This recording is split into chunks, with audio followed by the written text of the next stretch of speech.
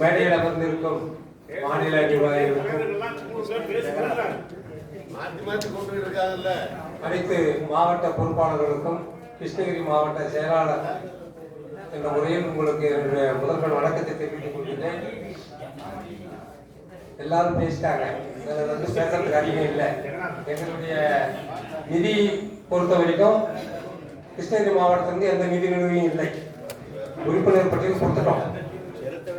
அதாவது உறுப்பினர்களுக்கு கூட இந்த முறை வாங்கி கொடுத்துட்டோம்.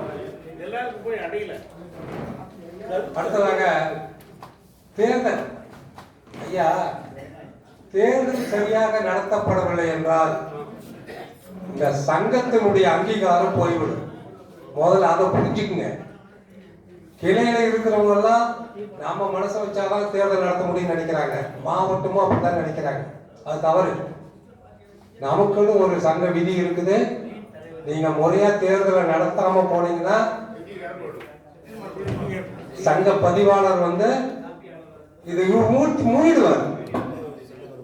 இதே நிலைமைதான் 2000 ஓய்வு பெற்ற அலுவலர் சங்கம் ஒன்று இருந்தது. அதுக்கு வந்தது.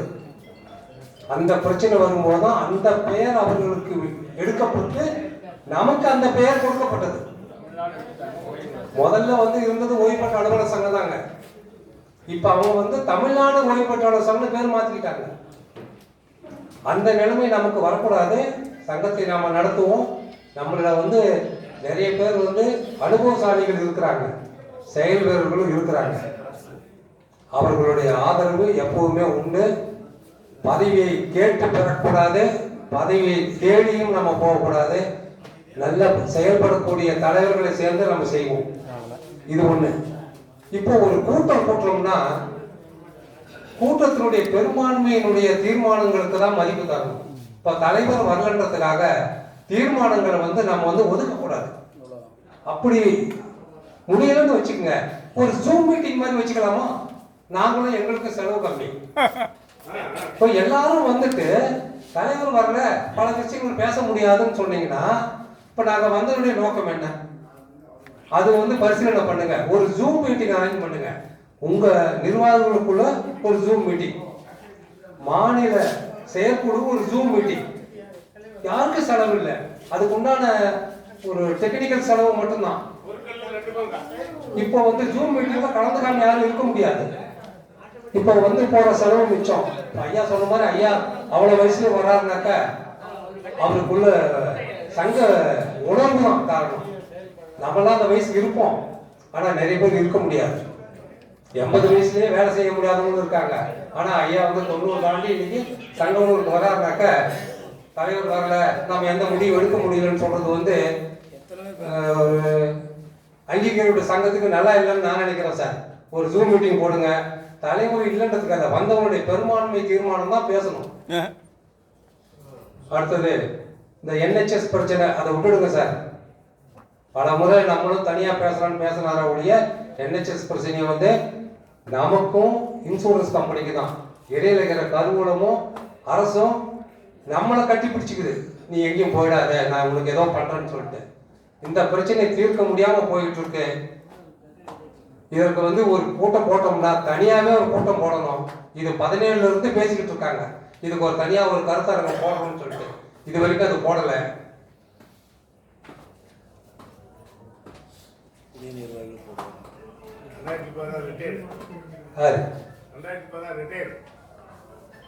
அவர் பேசுது சார். அதான் ஒண்ணும் இல்லை. அதாவது நம்ம இன்னொரு விஷயமும் பேசுறேன். போன கூட்டத்தில் மாநில பொருளாளர் நிதி நிலைமை பற்றி ஒரு தீர்வு காணணும் சொல்லி சொன்னாரு. என் மனசுக்கு தோன்றது இப்ப சொல்லிடுறேன். நிறைய பேர் அதை பத்தி பேசுறாங்களான்னு தெரியாது. இந்த கடந்த 4 வருடத்துல 24 லட்சம் ரூபாய், அதாவது வரவு இல்லாத வேற பணத்தை எடுத்து செலவு செய்யிருக்கு. நல்லா அறிக்கையை படிச்சு பாருங்க, தெரியும். அந்த 24 லட்சம் போன இனிமேலுக்கு வேடாவதும் செய்ய முடியுமா? பிக்சட் டெபாசிட் கரைஞ்சிக்கிட்டே போகுது. மாநாட்டு நிதிக்காக நிறுத்திய 8 லட்சம் போச்சு. அடுத்து பிக்சட் டெபாசிட் 13 லட்சம் எடுத்திருக்காங்க. இப்போ சங்கம் ஒண்ணு செலவை குறைக்க முடியாதுங்க, ஆனா வரவை ஏற்றுறதுக்கு என்ன வழி? வேற என்ன விதத்துல செலவை குறைக்கலாம்? அவர் மாநில பொருளாளர் வந்து பாபநாசபுரத்திலே சொன்னார், இதுக்கு வந்து ஒரு ஆய்வு நம்ம நடத்தணும்னு சொல்லி சொன்னார். ஆனா இது வரைக்கும் சங்கம் எப்படி நடந்துகிட்டு இருக்கு? இருக்கிற பணத்தை எடுத்து செலவு பண்ணிக்கிறோம் சார். இதையும் கொஞ்சம் நம்ம பரிசீலனை எடுத்துக்கணும். இப்போ 4 வருஷத்துல 24 லட்சம் எக்ஸ்ட்ரா பணம் வந்து பிக்சட் டெபாசிட் 16 லட்சம், மாநாட்டுக்கு நிறுத்தின கொரோனா நிதி 8 லட்சம், அதுக்கு முன்ன வந்த ஒரு அரசுக்கு கொடுக்க வேண்டிய நிதியில் நிறுத்தின 3 லட்சம். இதுதான் நம்ம எடுத்து இப்ப செலவு பண்ணிட்டு இருக்கிறோம். 8 லட்சம் செலவு பண்ணியாச்சு. அதான் சொல்லிட்டு இருக்கிறேன். அதாவது கூடுதல் நிதி ஒவ்வொரு முறையும் கிடைக்குமா? இந்த கிராமத்துல சொல்லுவாங்க அமாவாசை சோறு எல்லாமே கிடைக்குமான்னு சொல்லிட்டு. எப்பவும் கிடைக்காது. ஏதோ ஒரு சிறப்பு நிதி வசூல் பண்ணும்போது தான் கிடைக்கும். அது போன்ற சூழ்நிலை இனிமேலுக்கு வரும்னு சொல்ல முடியாது. ஆக சங்கத்தினுடைய நிர்வாக செலவுக்கு வருடத்திற்கு ஒரு 7 to 8 லட்சம் ரூபாய் அவருக்கு தேவை. அந்த அளவுக்கு வருமானம் இருக்கா? இல்லை. வருமானம் சொல்லக்கூடாது, சாரி, வரவு இருக்கா? இல்லை. வேற பணத்துல எடுத்தா செலவு பண்ணிட்டு இருக்கிறோம். இதுக்கு ஒரு தீர்வு புதிய நிர்வாகிகளுக்கு வந்த பின்னாடி ஒரு முடிவு எடுத்தாதான் சார் சங்கத்தை நடத்த முடியும். இல்லைன்னா பிக்சட் டெபாசிட் காலி ஆகிக்கிட்டே இருக்கும். சங்கம் பூச்சி ஆகிட்டு ஏதாவது சொல்லுவாங்க கதன்னு, நான் இருந்தேன், நான் போனேன், யாரோ வந்து பார்த்துக்கிட்டுன்னு நினைச்சு ஓடக்கூடாது. மற்றபடி தேர்தல் கண்டிப்பா நடத்தியே ஆகணும் சார்.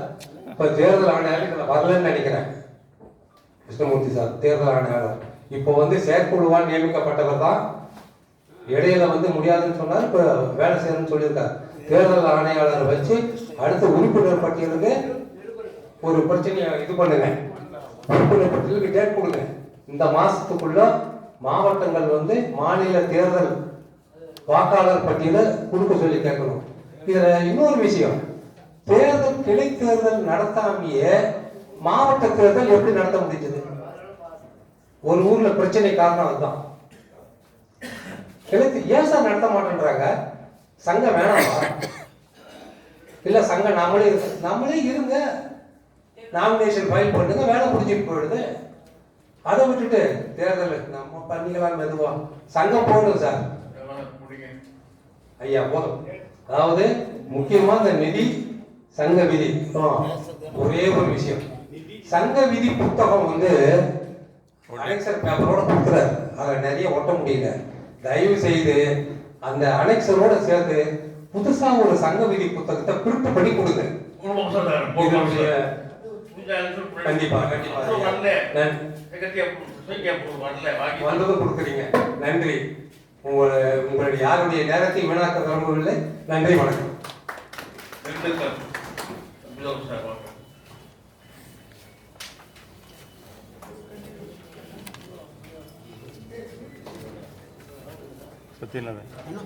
சாப்பிட போறோம் போயிட்டு இருக்காங்கல்ல. திண்டுக்கல் மாவட்டத்தில் அப்புறம் தலைவர், செயலாளர், பொருளாளர் நாங்கள் 3 பேர் வந்திருக்கோம் ஒன்னா சேர்ந்து. எதுக்காக அதை சொல்றேன் நீங்க புரிஞ்சுக்கிறீங்கன்னு நான் நினைக்கிறேன். 2வது, திண்டுக்கலை பொறுத்தளவில் அனுப்ப வேண்டிய உறுப்பினர் லிஸ்டெல்லாம் நாங்கள் அனுப்பிட்டோம். அதே மாதிரி ஃபைனான்சியலாக என்னென்ன மாநில கழகத்துக்கு கொடுக்கணுமோ அதான் 100% நாங்கள் கொடுத்தாச்சு. அதனால திண்டுக்கல் மாவட்டத்தில் வேற எந்த பாக்கியம் இல்லை என்பதை தெரிவித்துக் கொள்கிறேன். அடுத்தது, இப்ப நமக்கு கோரிக்கையோட மிக முக்கியமான விஷயம், இப்ப மாநில தேர்தல். பொதுச் செயலாளர்கள் சொன்னாங்க கத்தி மேல தொங்கிட்டு இருக்கு அப்படின்னு. இந்த கத்தியை தொங்க விட்டது யாருன்னு தெரியல அப்ப நமக்கு. அப்ப அந்த கத்தி தலையில விழுந்துடாம பாத்துக்கிற வேண்டிய பொறுப்பு மாநில கழகத்துக்கு இருக்கு. 2வது, இன்னொன்னு ஜெனரல் செக்ரட்டரி சொன்னாங்க, மாவட்டத்தில் இருக்கக்கூடிய பிரச்சனையை அந்த மாவட்டம் தான் சரி பண்ணிக்கணும்னு சொன்னாங்க. அதனால இப்ப வந்து மாநிலத்தில் ஒரு பிரச்சனை இருக்கு, எல்லாருக்கும் தெரியும். அந்த மாநிலத்தில் இருக்கிற பிரச்சனைய மாநிலத்தில் இருக்கிறவங்க தான் இன்னைக்கு சரி பண்ணணும். அது உங்களோட பொறுப்பு. அது நீங்க சரி பண்ணணும்னு உங்கள்கிட்ட அன்போட வேண்டுகோள் வைக்கிறேன். ஏன்னா சில பேர் வந்து என்ன வேணும்னு நினைக்கிறாங்கன்னா, ஒரு என்ன சொல்றது, ஒரு போட்டி வேணும்னு நினைக்கிறாங்க. ஆனா அதை தவிர்ப்பதற்கு முயற்சி பண்ணுங்க. வழியில என்ன போட்டி வந்தாலும் ஆகும், அதான் சங்கம். அதனால அதை தவிர்க்க முடியாது. மேக்சிமம் தவிர்க்க பாருங்க. முடியலைன்னா அப்புறம் என்ன செய்யணுமோ அதை மாநில கழகங்கள் தான் நீங்க செய்யணும். அன்போட வேண்டுகோள் வைக்கிறேன். தேர்தல் தான் ஒரே வழி. ரைட்டு. அடுத்தது வந்து ஒரே ஒரு செய்தி. இப்போ நம்ம 70க்கு 10% கேட்குறோம்ல, அது ஃபினான்ஷியல் கமிட்மெண்ட் உள்ள ஒரு விஷயம். இப்போ திருச்சி சிவா அவர்களே இன்னைக்கு இருக்க சூழ்நிலையில் முதலமைச்சரை போய் பார்த்து இந்த ஃபினான்ஷியல் கமிட்மெண்ட் உள்ள 10% கொடுங்கன்னு சொல்ல மாட்டார், நிச்சயமா சொல்ல மாட்டார். அதனால் நான் என்ன யோசிக்கிறேன் அப்படின்னா, மாநில கழகங்கள்லாம் சேர்ந்து திருச்சி சிவா அவர்களை பார்த்து எங்களுக்கு முதலமைச்சரை பார்க்கறதுக்கு டைம் மட்டும் வாங்கி கொடுங்க, நாங்கள் பேசிக்கிறோம் அப்படின்னு பேசி பாருங்க. அதுவும் நடக்கலைன்னா நமக்கு ஒரே வாய்ப்பு, ஒரு வருஷம் எலெக்ஷன் நடக்கிறதுக்கு ஒரு வருஷம் இருக்கு. இந்த ஒரு வருஷத்துக்குள்ள ஏதாவது நமக்கு காரியம் கிடைச்சா உண்டு, இல்லைன்னா அதை விட முக்கியமான விஷயம் மாநில தேர்தல் சிறப்பாக நடக்க வேண்டும் என்று கேட்டுக்கொண்டு வாய்ப்புக்கு நன்றி கூறி முடிக்கிறேன். நன்றி, வணக்கம். காஞ்சிபுரம்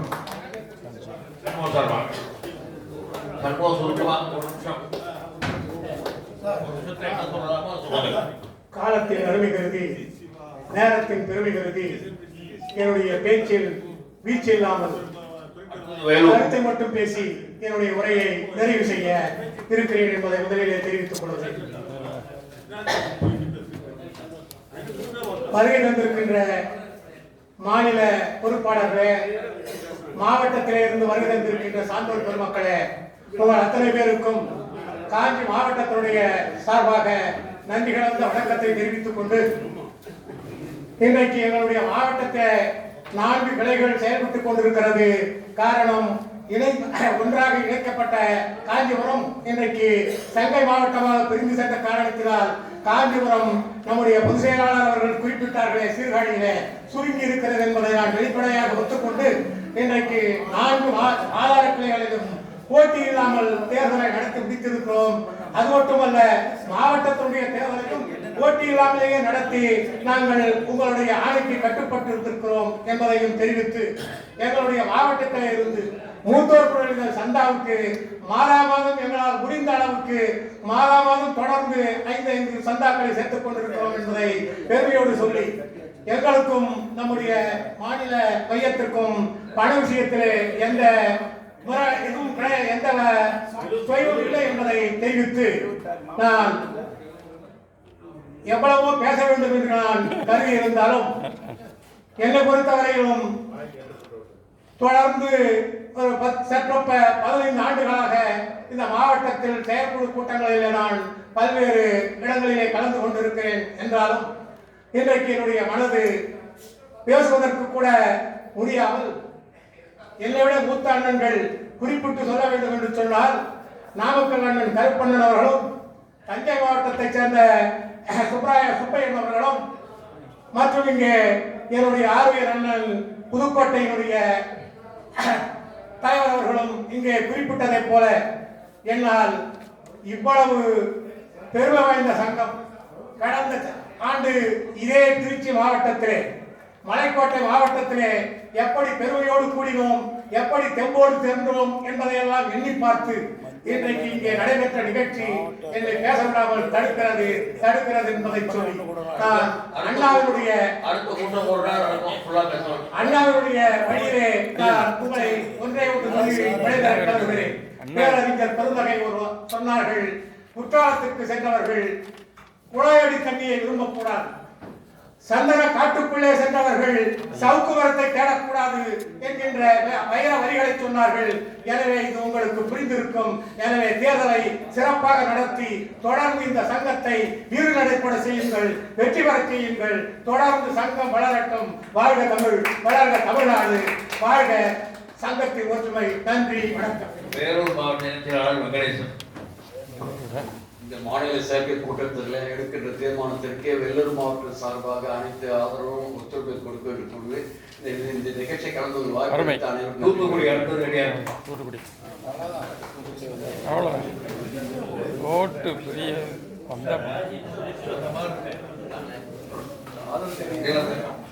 வாங்க. நீலமேகம் தூத்துக்குடி மாவட்டத்துடைய புதிய தலைவர், அவருக்கு வாழ்த்துக்களை தெரிவிக்கலாம். அடுத்த வாய்ப்பு. அனைவருக்கும் நன்றி. இந்த திருச்சி மாநகரத்திலே திருச்சி மாவட்டத்தை சேர்ந்த ஓய்வு பெற்ற அலுவலர் சங்கத்தின் சார்பிலே இந்த சீரான முறையில் இந்த அரங்கத்தை உருவாக்கி தந்து இந்த அரங்கத்திலே மாநில பொறுப்பாளர்களையும் அமர வைத்து இங்கே வருகை வந்துள்ள அனைத்து மாவட்ட தலைவர், செயலாளர், பொருளாளர் மற்றும் செயற்குழு உறுப்பினர் அனைவருக்கும் நான் சார்ந்திருக்கிற தூத்துக்குடி மாவட்ட மையத்தின் சார்பிலே புதிதாக தேர்ந்தெடுக்கப்பட்ட மாவட்ட தலைவராகிய நீலமேலும் எனது சார்பிலும் மாவட்ட வட்ட ஆதார கிளைகளின் சார்பிலும் நன்றி கலந்த வணக்கத்தையும் வாழ்த்துக்களையும் தெரிவித்துக் கொள்கிறேன். தற்போது காலத்தினுடைய அருமை கருதி பேசுவதற்கு ஆணையிட்டுள்ளார்கள். தேர்தல் விதிமுறைகள் படி 31/3/2025 மாநில தேர்தலை நடத்தி புதிய நிர்வாகிகளை தேர்ந்தெடுத்து புதிய பாதையிலே நாம் செல்வோம் என்று மாநில பொதுச் செயலாளர் அவர்கள் இங்கே தெரிவித்துள்ளார்கள். எனவே இந்த பதிவை மீண்டும் பதிவு செய்ய விரும்புகிறேன். தலைவர் இல்லாமல் நான் எதையுமே இந்த இடத்திலே உங்கள் மத்தியிலே ஒரு ஒப்புதலை கொடுக்க இயலவில்லை என்று சொன்னார்கள். சட்டமன்றத்திலே கூட ஒரு சபாநாயகர் இல்லை என்றால் துணை சபாநாயகரை வைத்து அந்த சட்டமன்ற நிகழ்வுகள் நடத்தி அரசியல் அமைப்பை பாதுகாத்துக் கொள்ள உரிமை உள்ளது. இந்த உரிமையை உருவாக்குவதற்கு இங்கே வீட்டிற்கும் மாநில துணைத் தலைவர் திரு வேணுகோபால் அவர்களையே அங்கீகரித்து இந்த கூட்ட நடவடிக்கைகளிலேயே அனைத்து மாவட்ட பொறுப்பாளர்கள் வருகை தந்து உள்ளதனால் மாநில தேர்தலை நடத்துவதற்கும் இதை இந்த இடத்திலே ஒப்புதலை தெரிவித்துக் கொள்கிறேன். தற்போது இந்த மருத்துவ காப்பீடு திட்டத்திலே மருத்துவ சிகிச்சை பெற்று வரும் ஒவ்வொரு நபரும் மருத்துவ சிகிச்சை பெற்ற பின்னர் விடுவிக்கப்பட்டு மருத்துவமனையிலிருந்து விடுவிக்கப்பட்டு 30 தினங்களுக்குள் விண்ணப்பித்தால் தான் அரசினுடைய அந்த நிதியை பெற இயலும் என்று அரசாணை பதிவு செய்யப்பட்டுள்ளது. சில வயோதிக நிலைமையிலே மருத்துவ சிகிச்சை பெற்று அந்த உரிய 30 தினங்களுக்குள்ளே விண்ணப்பம் கொடுக்க இயலாத சூழ்நிலைகள் ஏற்பட்டு அந்த நிதியை கூட பெற இயலாத அளவிலே உள்ளது. அதை மாநில சங்கம் மறுசீரமைத்து அது ஒரு காலாண்டுக்குள் கால அவகாசம் கொடுத்து அந்த தொகையை மீண்டும் பெறுவதற்கு உண்டான ஒரு ஒப்புதலை பதிவு செய்து கொள்ள அன்புடன் வேண்டுகிறேன். 3 மாசமா ஏங்க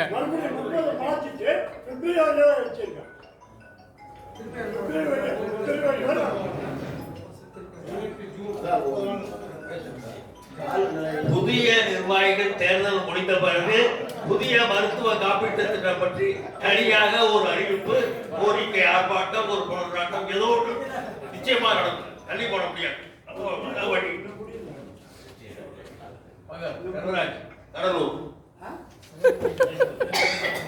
கடலூர் செல்வராஜ்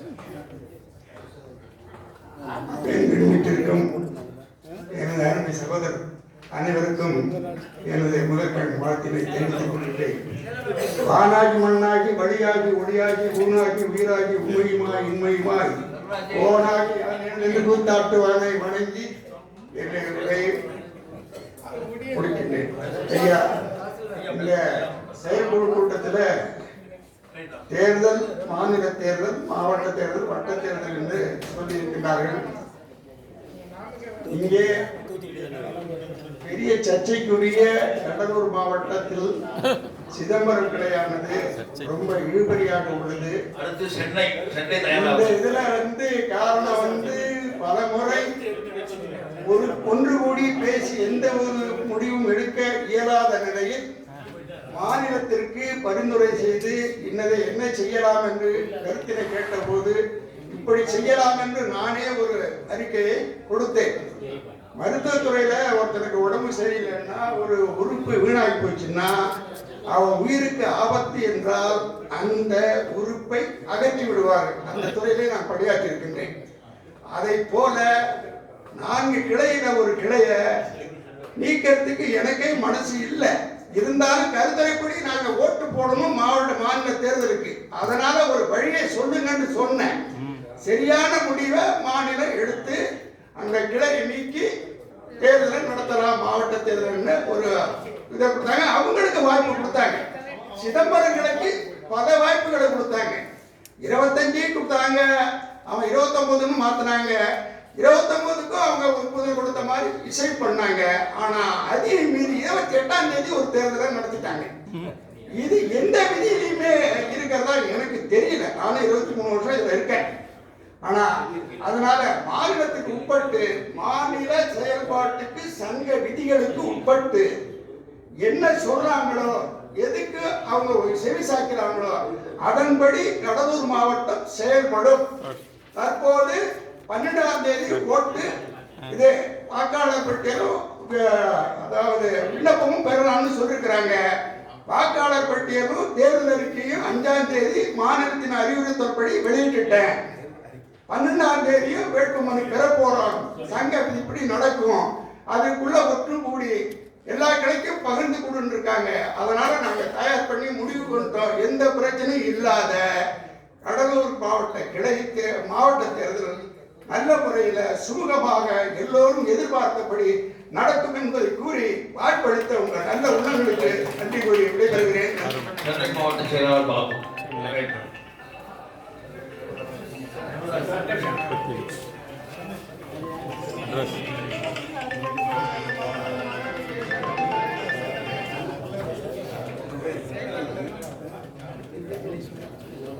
வாய்ப்புகளுக்கு அனைத்து தலைவர்களுக்கும் முதற்கண் சென்னை மாவட்டம் சார்பாக வாழ்த்துக்கள். தேர்தல் பிப்ரவரிக்குள்ள வாக்காளர் பட்டியல் முடிச்சிட்டு மார்ச் மாசம் தேர்தல் கண்டிப்பா நடத்தியே ஆகணும். எப்ப மாநிலம் சொல்லிச்ச பிற்பாடு கூட இன்னைக்கு இடைத்தேர்தல்கள் மற்றும் மாவட்ட தேர்தல் நடத்தலையோ அவங்க நீக்கிட்டே தேர்தல் நடத்தலாம். அதாவது மாவட்டங்களில் கிளைக்கும் மாநிலத்தில் கிளைக்கும் மாவட்டத்துக்கும் விட்டு விட்டு போக வேண்டிய அவசியமே கிடையாது. அதே மாதிரி அவர் சொன்னார் கிளையில பிரச்சனை இருந்தா மாவட்டத்தை கட்டணும் அப்படின்னு. அந்த மாவட்ட பிரச்சனை அந்த ஒரு மாவட்டம். ஆனா நான் தரிசாக கேட்கிறேன், நம்மளும் படிச்சவங்க ஓய்வு பெற்றவர்கள் நம்மளுக்கு எவ்வளவு தெரியும். உங்களுக்கு பதவி வேணும்ன்றதுக்கோசரம் தயவுசெய்து சங்கத்தை கோர்ட்டுக்கு இழுக்காதீங்க. கோர்ட்டுக்கு இழுக்காதீங்க. நீங்க இருக்கும்போது கூட யாரு செத்தா யார் இருக்கிறான்றது யாருக்குமே தெரியாது. ஒரு மாநிலத்துக்கோ மாவட்டத்துக்கோ எதுவும் நீங்க சொன்னாதான் தெரியும். அதனால தயவுசெய்து அதை காமிச்சு வீணா அநியாயமா சங்கத்தை கோர்ட்டுக்கு இழுத்து உடைக்காதீங்க. அந்த மாதிரி உடைக்கிற ஆள் யாராவது தெரிஞ்சா அவங்க சங்கத்துக்கு நீக்கணும். அப்பேற்பட்ட ஆளுங்க சங்கம் வேணாம். அந்த மாதிரி ஆளுங்க சங்கம் வச்சிருந்தா சரியாதான் கெடுபட்டு வர வேணாம். நாங்களும் போட்டி போட்டவன் தான். போட்டி தேவைதான். ஆனா அதே பொறாமையா இருக்கக்கூடாது. பதவி ஆசைக்கு நான் போட்டி போட்டதுனால சங்கம் வளர்ந்தது. அதனால மார்ச் மாசத்துக்குள்ள கண்டிப்பா எலெக்ஷன் நடத்தியே ஆகணும். யாருக்கு தலை பெரம்பலூர் வாங்க. பெரம்பலூர்